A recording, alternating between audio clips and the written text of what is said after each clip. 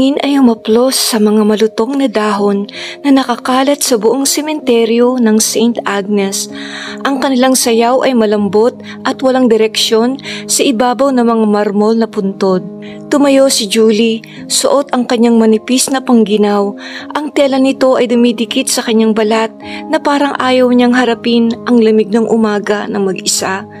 Ang kanyang buhok na may mga guhit na pilak ay pumapalakpak sa paligid ng kanyang may edad na mukha habang nakatitig siya sa puntod na may nakasulat, Robert Jonathan Greaves, minamahal na asawa at ama, 1958 hanggang 2023. Hinaplos niya ang mga nakaukit na letra gamit ang kanyang nanginginig na mga daliri.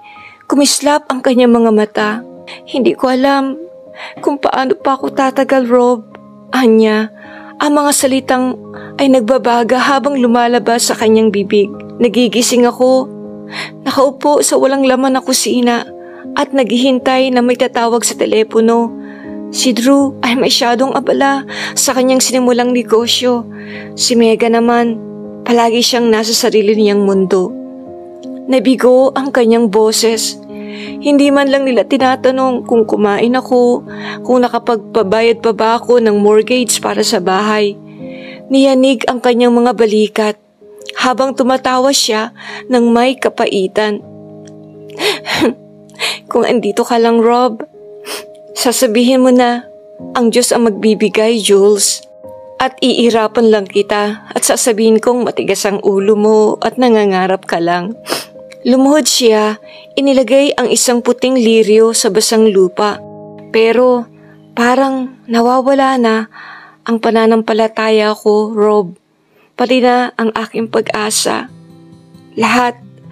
Kung walang tulong na darating, baka doon ako matulog sa likod ng kalawangin kong sasakyan. Ang kanyang bulong ay lumipad sa hangin. Huminga siya ng malalim at tumayo ng dahan-dahan. Pinapagpag ang dumi sa kanyang mga tuhod. Doon niya narinig ang isang marahang tunog. Nagpuputol ng mga sanga at patay na tangkay. Mabilis siyang lumingon at nakita niya isang binata mga 30 taong gulang, patangkad at tahimik. Ang kanyang mga mata ay mahinahon at mabait. May magandang itsura, kulot na buhok na abot sa balikat, nakasuot ng puting mahabang polo at guwantes ng pangtrabaho. Tumayo siya sa tabi ng isang mas lumang puntod, pinuputol ang mga rosas ng may pag-iingat. Nakita niya ang kanyang tingin sa sandali bago siya yumuko ng may paumanhin. Hindi ko sinasadya na takutin ka, ma'am. Sabi niya, nagtatrabaho lang ako dito sa mga halaman. Hinawakan ni Julie ng mahigpit ang kanyang pangginaw. Wala, hindi kita nakita. Ako lang. Natigilan siya. Kinakausap ko lang si... Napatigil si Julie. Ngumiti siya ng may kabaitan. Naintindihan ko. Kumurap siya. Hindi alam kung paano tumugon. Ako si Michael. Dagdag niya. Nilalagay ang pangputol ng halaman sa isang kupas na lalagyan. Halos 1 linggo na akong nagkatrabaho dito. Tumango si Julie nang may paggalang at lumingon upang umalis. Pinupunasan ang kanyang mga luha. Ngunit bago siya makalayo ng 2 hakbang, ang boses ni Michael ay sumunod sa kanya. Julie? Nanlamig si Julie. Paano mo nalaman ang pangalan ko? Ngumiti siya ng malumanay. Sabi mo lang kanina habang kausap mo ang iyong asawa. Yumuko siya. Naisip niya na tama si Michael. Huwag kang mag-alala. Ang Diyos ang nasa likod mo. Sabi ni Michael, ang kanyang boses ay malambot ngunit sigurado. Narinig niya ang bawat salita mo. Bahagyang bumuka ang bibig ni Julie. Gumalaw muli ang hangin. Mas marahan na ngayon. Halos mainit-init. Tinitigan niya si Michael. May kakaiba sa kanyang tono na nakakaaliw. Pamilyar. Sa isang sandali, naramdaman niya ang isang pakiramdam ng katahimikan. Hindi niya matukoy kung ano, pero may kakaiba kay Michael na tila pamilyar. Ngumiti si Julie. Nanlabo ang kanyang paningin dahil sa mga luha. Salamat, Michael. Habang siya ay lumakad papalayo, bumalik si Michael sa kanyang mga rosas at bumulong ng malumanay. Hindi ka nag-iisa, Julie. At kung mayroong makakakita sa kanya ngayon, maaring mapansin nila ang liwanag sa mukha ni Michael at ang nagniningning nitong itsura. Mabigat at madilim ang paligid na para bang sumasang-ayon sa kanyang nararamdaman. Matagal na nakaupo si Julie sa kanyang sasakyan habang ang kanyang kaisipan ay walang tigil sa pag-ikot. Ayaw pa niyang umuwi sa isang bahay na walang laman. Hindi pa niya kayang harapin ang mga alaala ni Robert. Ang bahay na iyon ang huling hibla na nag-uugnay sa kanya rito. Nagpaikot-ikot muna siya sa pagmamaneho, humihinto-hinto sa harap ng isang pamilyar na kapihan malapit sa bayan. Ito ang kapihan na madalas nilang puntahan ni Robert noong bagong kasal pa lang sila. Natagpuan ni Julie ang kanyang sarili na papasok na siya sa kapihan, parang panaginip ang lahat. Ang lugar na ito ang saksi sa kanilang wagas na pag-ibig. Habang nakatayo siya sa tabi ng paborito nilang mesa, hindi niya namamalayang dumadaloy na pala ang mga luha sa kanyang mga mukha. "Ayos ka lang ba, iha?"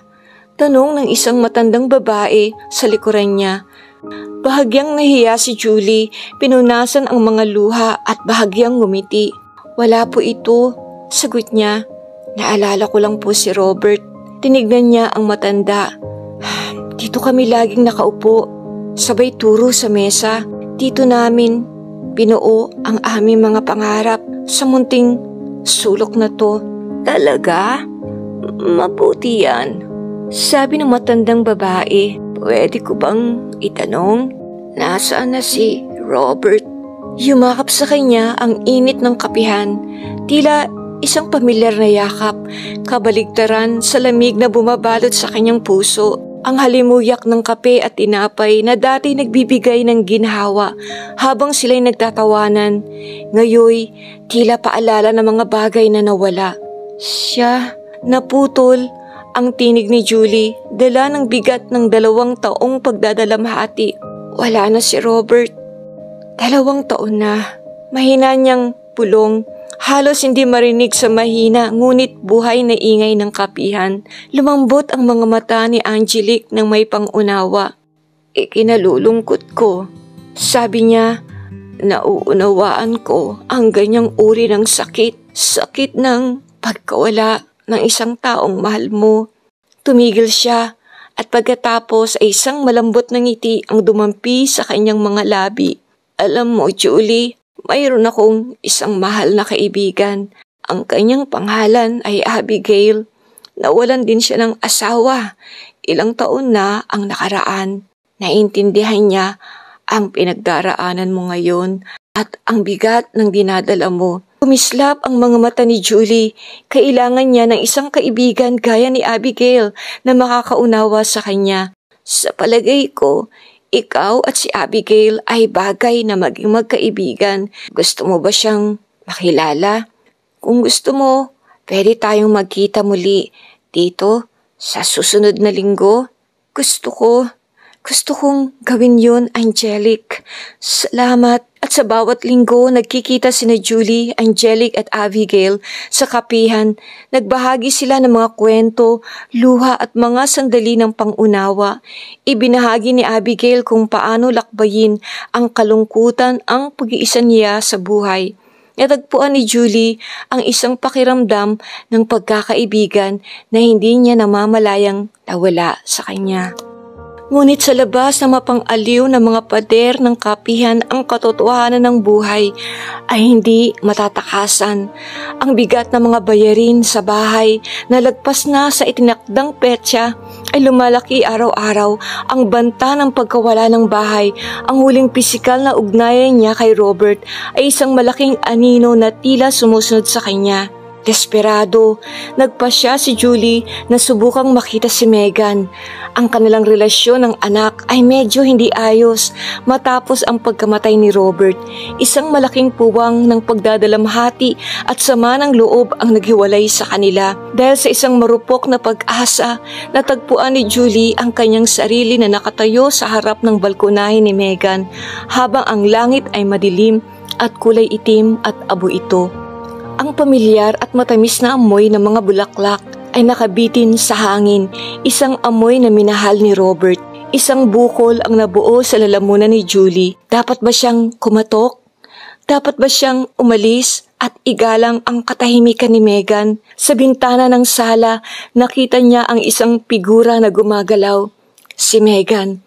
Ang puso niya ay bumilis, kinuha ang kanyang telepono, ang kanyang mga daliri ay nanginginig habang tinatawagan ang numero ng kanyang anak na babae.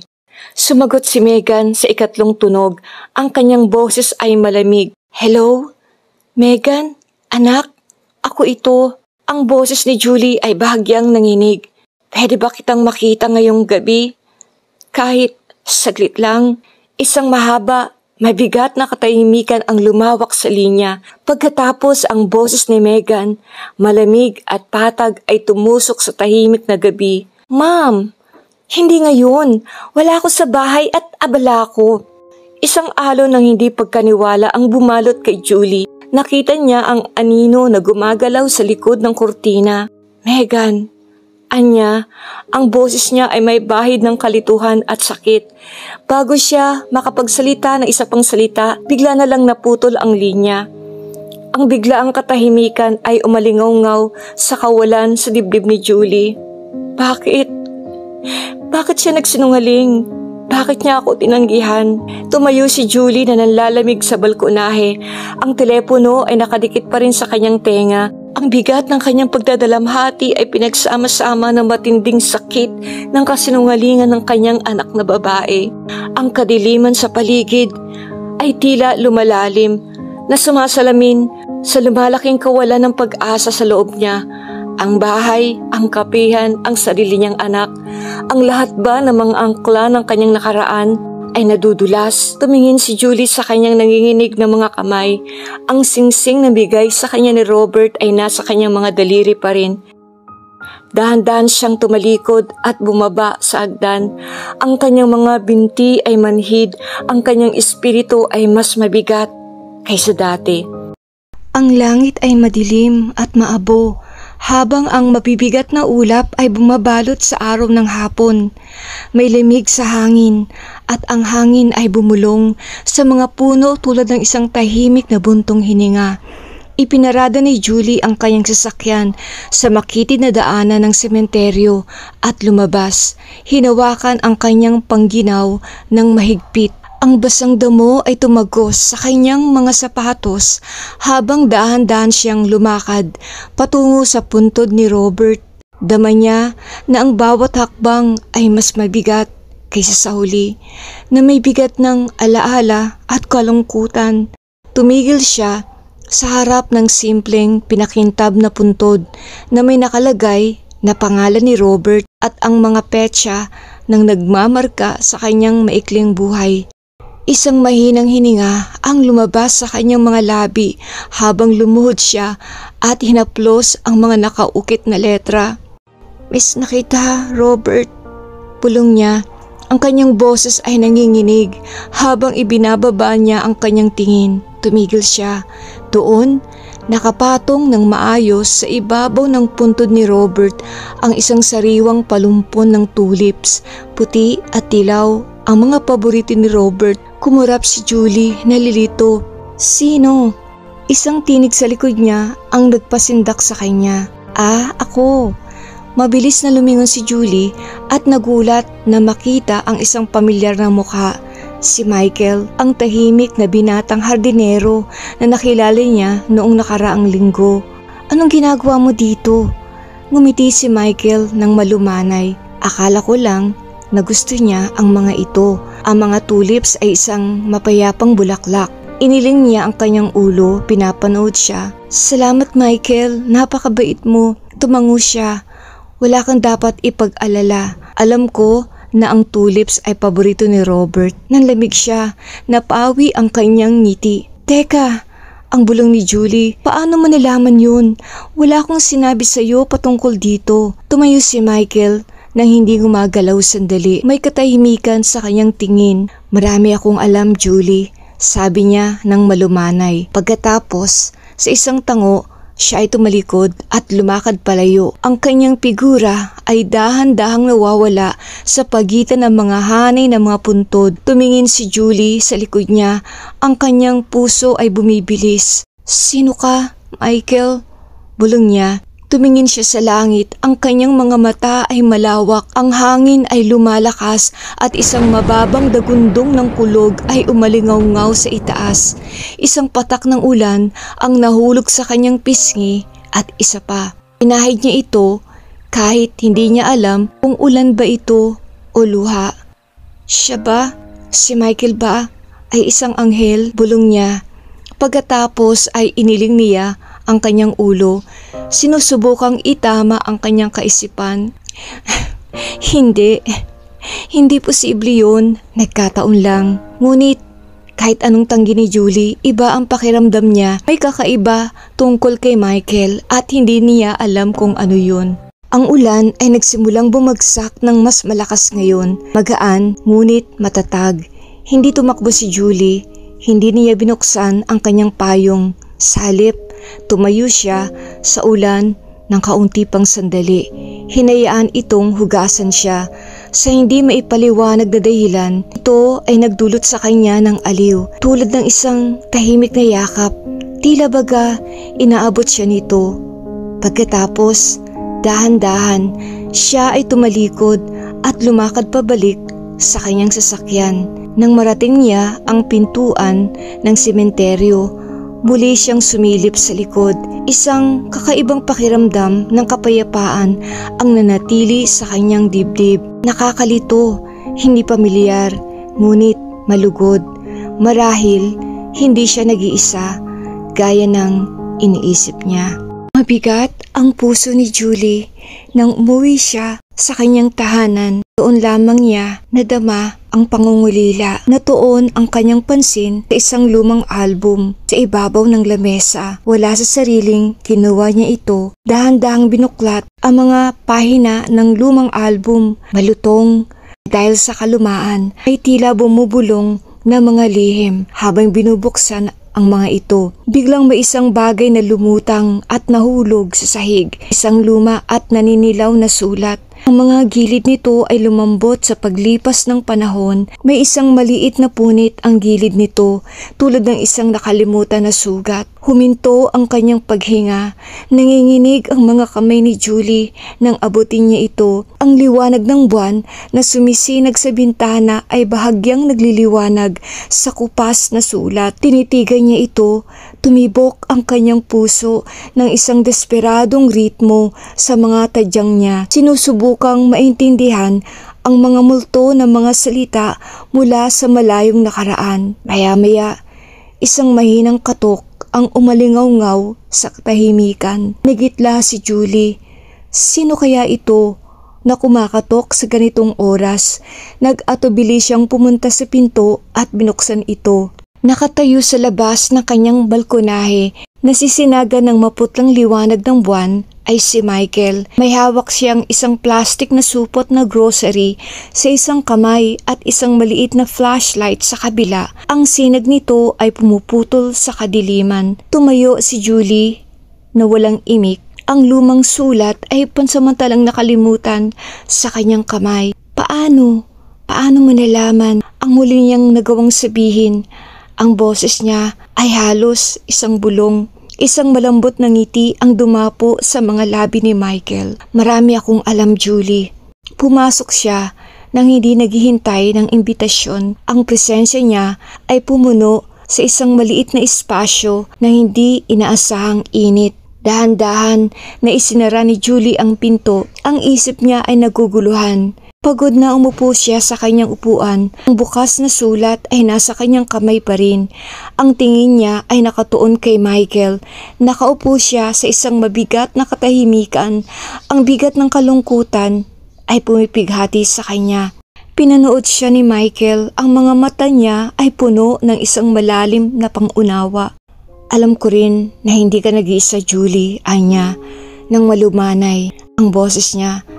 Kasama mo ang Diyos sa lahat ng oras. Isang mapait na halakhak ang lumabas sa mga labi ni Julie.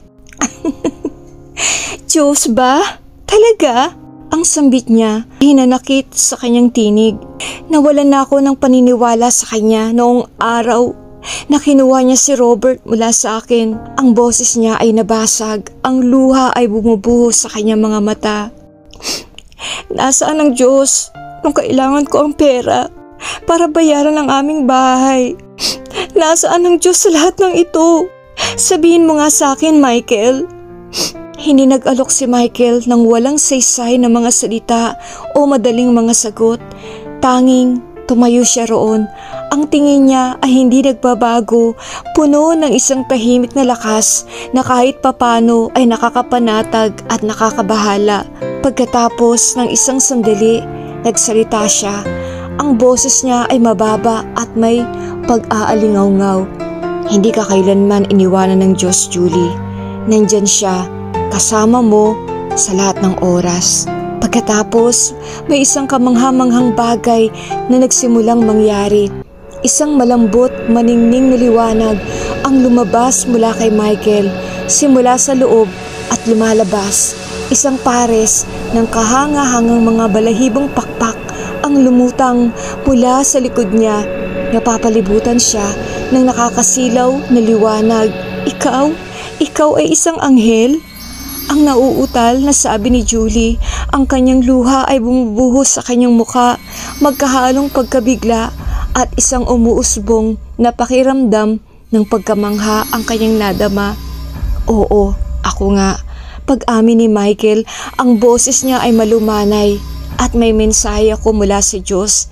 Hindi ka kailanman binabayaan ng Diyos, Julie. Aalagaan ka niya. Nakikita mo, iniyuko niya ang kanyang ulo patungo sa sulat sa kamay ni Julie. Ang sulat na yan ay bahagi ng kanyang plano. Nanginginig ang mga daliri ni Julie nang muli niyang basahin ang luma at naninilaw na sulat. Sa pagkakataong ito, sa ilalim ng malumanay na tingin ni Michael, ang kupas na sulat kamay ni Robert ay binasa niya. Habang binabasa niya, huminto ang kanyang paghinga at nanikip ang kanyang lalamunan. Sa sulat ni Robert, sinabi niya ang tungkol sa isang lihim na pera, isang malaking mana na itinabi niya para sa kanya, isang paraan upang matiyak na siya at ang mga anak ay magiging sagana kapag wala na siya. Plano niya itong sabihin sa kanya sa lalong madaling panahon, isang sorpresa sana para sa kanilang anibersaryo. Ngunit ang tadhana ay namagitan. Ang luha ay muling umagos sa mukha ni Julie. Ngayon, ito ay luha ng hindi paniniwala at isang umuusbong na pag-asa na may halong malalim na lungkot. Alam niya, bulong niya. Ang boses niya ay puno ng makapal na emosyon. Minsan, hindi natin nakikita ang mas malaking larawan, Julie, sabi ni Michael nang malumanay. Ang kanyang mga pakpak ay kumikislap sa madilim na liwanag. Minsan, ang tila isang pagtatapos ay isa palang bagong simula na isinaayos ng Diyos sa mga paraan na hindi natin maintindihan. Ang mga sumunod na linggo ay nagdala ng isang malaking pagbabago sa buhay ni Julie. Ang lihim na mana na iniwanan ni Robert ang nag-alis ng kanyang mga pasaning pinansyal, nag-angat ng mabigat na ulap ng pag-aalala na nakabitin sa kanya, para bang isang salbabida na inihagi sa kanya sa kanyang pinakamadilim na oras. Pagkatapos ay dumating ang isa pang hindi inaasahang pangyayari. Ang kanyang mga anak sina Drew at Megan na lumayo sa kanya ay muling nanumbalik. Tumayo sila sa kanyang pintuan. Ang kanilang mga muka ay may mga bakas ng pagsisisi, humihingi ng kapatawaran para sa pangalawang pagkakataon na maging isang pamilyang muli. Si Julie Ang puso niya ay lumambot dahil sa mga nagaganap na pangyayari at pagbisita ni Michael. Malugod niyang tinanggap pabalik nang may bukas sa mga braso ang kanyang mga anak. Ang sama ng loob na nagsimula ng mag-ugat sa kanyang puso ay nagsimulang matunaw, pinalitan ng isang marupok na pag-asa. Sa lahat ng ito, natagpuan ni Julie ang kaaliwan sa patuloy na pagkakaibigan nina Angelic at Abigail. Ang kanilang hindi natitinig na suporta ay isang palaging pinagmumula ng lakas. Nakikinig sila, nagpapagaan ng kanyang puso at ipinagdiriwang ang mga maliliit na tagumpay kasama niya. Makalipas ang ilang buwan, isang tahimik na kalungkutan ang nakabitin sa hangin habang si Julie, Drew at Megan ay nakatayo sa harap ng puntod ni Robert. Ang sakit ng kanyang pagkawala ay nanatili sa kanilang mga puso, isang mapurol na sakit na mananatili sa kanila. Ngunit ito ngayon ay pinagsama-sama ng isang pakiramdam ng kapayapaan at pasasalamat. Habang nakatayo sila sa katahimikan, isang puting balahibo ang lumutang pababa mula sa malinaw na asul na langit. Dahan-dahan itong lumapag sa malamig na bato. Si Julie, Drew at Megan ay nagpalitan ng tingin, isang tahimik na pangunawa na dumaan sa pagitan nila. Ito ay isang malumanay na paalala, isang bulong mula sa itaas na kahit sa harap ng pagkawala, ang pag-ibig at pag-asa ay maaari pa ring dumating. Ang wakas o marahil ang simula lamang ng isang bagong kabanata na ginagabayan ng hindi nakikitang mga kamay at ang hindi nagbabagong kapangyarihan ng pag-ibig. Welcome to our channel, Youth on the Rock. Jesus is the rock. Like, share, and subscribe to our channel.